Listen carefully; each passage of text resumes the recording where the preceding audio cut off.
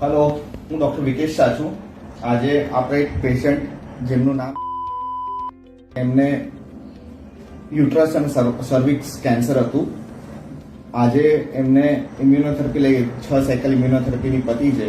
એના પછી એમનું કેવું અનુભવ રહ્યો એ જ્યારે મારી જોડે આવેલા ત્યારે ખૂબ જ એડવાન્સ સ્ટેજમાં કેન્સર હતું. મલ્ટિપલ મેટાસ્ટેસિસ થઈ ગયેલું હતું. એબ્ડોમેનમાં મોટું માસ હતું, સર્વાઇકલ એરિયા, નેક એરિયા, મલ્ટિપલ જગ્યાઓ પર મેટાસ્ટેસિસ હતું. અને ત્યારથી અત્યાર સુધી એમનું આજે એમને 5 મંથ્સ પૂરા થયા છે. અમે પોસ્ટ ઇમ્યુનોથેરાપી હમણાં એમનું પેટ સીટી સ્કેન કરાવ્યું, એમાં બહુ જ સરસ રિઝલ્ટ આવ્યું છે. તો ચલો આપણે સાંભળીએ એમનો અનુભવ કેવો રહ્યો અને અત્યારે એમને કેવું લાગી રહ્યું છે.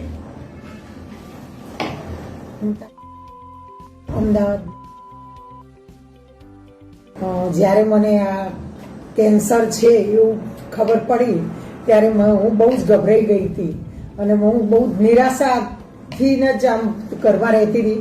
પછી મેં 2-3 ડૉક્ટરનો અભિપ્રાય લીધો, પણ પછી છેલ્લે મારા રિલેટિવે કહ્યું એમ કે તમે ચલો હું તમને એક ડૉક્ટર પાસે લઈ જાઉં. પછી મને ડૉક્ટર વિકેશ શાહ પાસે લઈ આવ્યા અને એમના પાસે મારી ટ્રીટમેન્ટ ચાલુ થઈ. અને એ ચાલુ થયા પછી મને જો કે પહેલા જ મને એમના વાત ઉપર, એમની મુલાકાત ઉપર મારું 50% તો દુઃખ જતું રહ્યું હતું એમના વાતોથી જ. પણ એ પછી એમના ટ્રીટમેન્ટથી તો અત્યારે હું એકદમ એટલી બધી સ્વસ્થ છું અને બહુ જ મને ફરક પડી રહ્યો છે અને લાગે છે કે અત્યારે તો મારા શરીરમાં કશું છે જ નહીં, એ રીતે હું જીવી રહી છું. દરમિયાન કોઈ તમારે આડઅસર કેવું કઈ થયું? ના, બિલકુલ નહીં, કશું જ નહીં, કોઈ પ્રોબ્લેમ નહીં. અને કોઈ પેઇન કે એવું કઈ તમારે? નહીં, કઈ નહીં.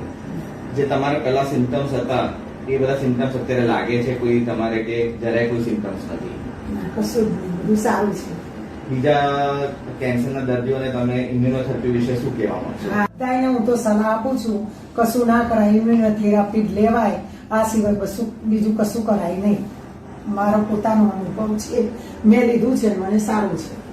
અને તમારો ડોક્ટર વિકેશ શાહ સાથેનો અનુભવ કેવો રહ્યો? બહુ સારામાં સારું, એમનો સ્વભાવ, એમનું નેચરલ, એમની બધી રીતે મને એમ કે મને તો પહેલી જ મુલાકાતે સારું લાગ્યું હતું. દવા ચાલુ કર્યા પહેલા જ સારું લાગ્યું હતું કે મારે હવે અહીંથી બીજે ક્યાંય જવાનું થતું જ નથી એમ. અને તમારી ઇમ્યુનોથેરાપી સાથે બીજી કોઈ ટ્રીટમેન્ટ ચાલુ હતી કે ખાલી?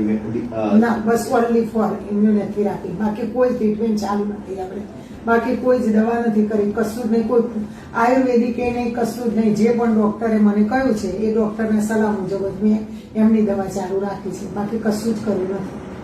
Thank you.